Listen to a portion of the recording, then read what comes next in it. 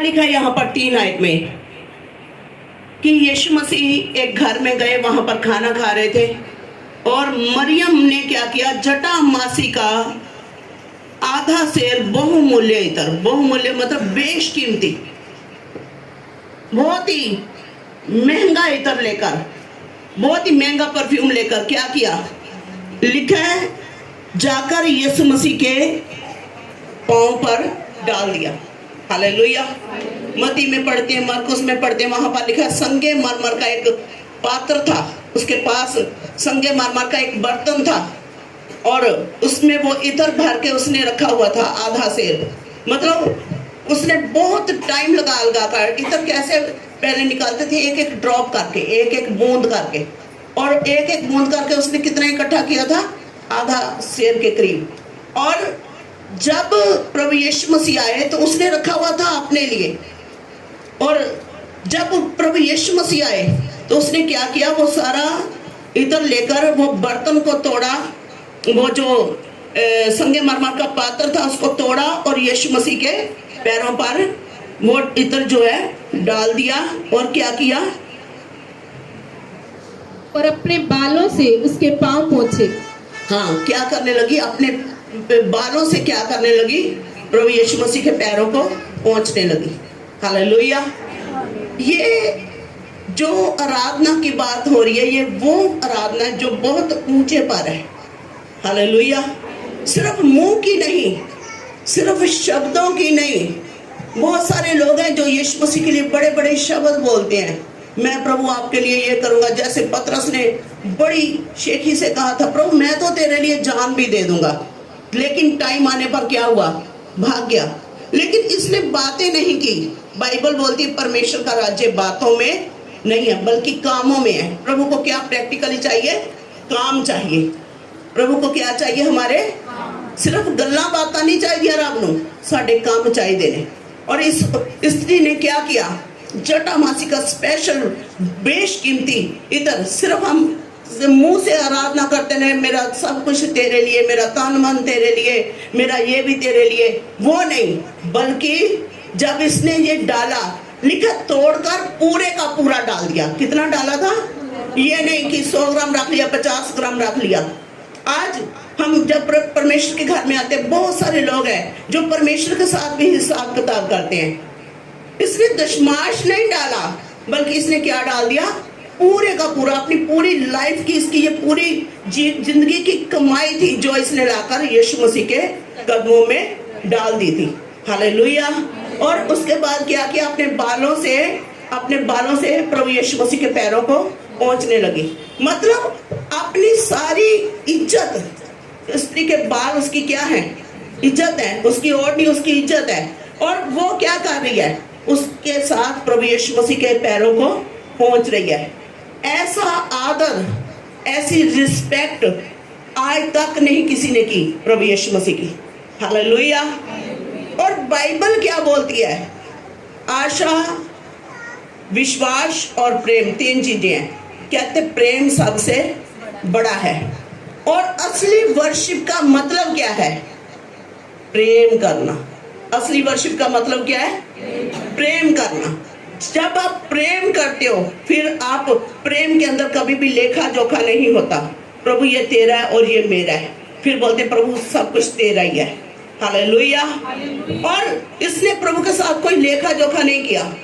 ये क्या कह रही थी, मेरे साथ बोले, तेरी पूजा करूं, तेरी पूजा करूं, तेरी पूजा करूं, तेरी पूजा करूं, तेरे कदमों में खुद को बिखेर दूं, तेरे कदमों में खुद को बिखेर दूं, तेरी पूजा करूं, तेरी पूजा करूं, तेरी पूजा करूं, तेरी पूजा करूं। हालेलुया। हालेलुया। ये क्या कर रही थी, कैसे आराधना कर रही थी, अपने आप को प्रभु के कदमों में तोड़ देना।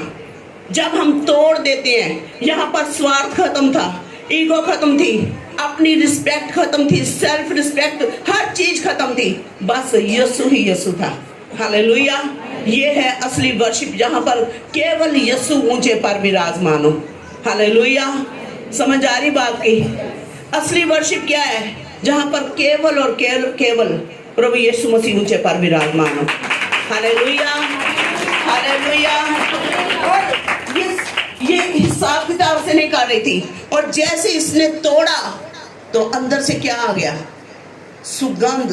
लिखा पूरा घर किससे भर गया? सुगंध से भर गया। हालेलुया। जब हम अपने आप को तोड़ेंगे, अपने घमंड को, अपनी ईगो को, जो हर्ट होती हैं चीजें, जब उनको तोड़ेंगे, यीशु के कदमों में रख देंगे, तो हमारे जीवन में, हमारे ही नहीं, वो औरत के जीवन में तो खुशबुएं फैली, बल्कि जिस घर में यीशु मसीह आए थे वो भी सारा घर सुगंध से भर गया था। हालेलुया। जिस दिन आप यीशु मसीह के लिए अपने आप को दे देंगे, सच्ची आराधना के लिए दे देंगे, अपने आप को यीशु मसीह के चरणों में तोड़ देंगे, आपके जीवन में तो खुशियां, आनंद, खुशबुएं आएंगी, बल्कि आपके द्वारा बहुत सारे लोग के जीवन जो है वो खूबसूरत बन जाएंगे, वो सुसमाचार की सुगंध से भर जाएंगे, जब आप अपने आप को तोड़ेंगे। तो ये है सच्ची आराधना। Hallelujah, hallelujah. परमेश्वर ने बोला, जब यीशु मसीह से पूछा कि क्या करें हम, परमेश्वर की आज्ञा को मानने के लिए क्या करें, प्रभु ने बोला सबसे बड़ी आज्ञा तुम्हें बताता हूं। कौन सी? सबसे बड़ी, कि तू अपने प्रभु परमेश्वर से क्या कर? प्रेम। अपने प्रभु परमेश्वर से क्या कर? पूरे मन, प्राण, ताकत, बुद्धि से क्या कर? प्रेम कर।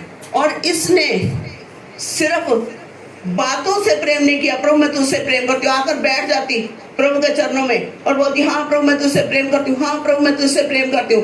प्रभु बोलते ठीक है, ओके, एक बार हो गया, ठीक है।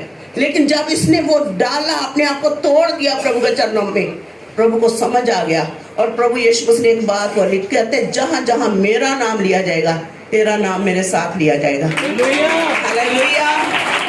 जब आप अपने आप को मार देते हो तो मसीह आपके अंदर जिंदा होता है। फिर जब जब यीशु का स्मरण होता है, तब तब लोग आपका नाम लेते हैं, वो भी मानते हैं प्रभु यीशु मसीह को। हाँ, मैंने देखा है, वो उनके अंदर कोई स्वार्थ नहीं है, उनके अंदर कोई लालच नहीं है, उनको कोई प्रॉब्लम नहीं है, बड़े अच्छे स्वभाव के हैं। जब भी उनसे बात करो बड़े प्यार से बात करते हैं, जब भी बात करते हैं यीशु मसीह की बात करते हैं, फालतू की बातें नहीं करते, निंदा नहीं करते, बैठकर लोगों की चुगली नहीं खाते।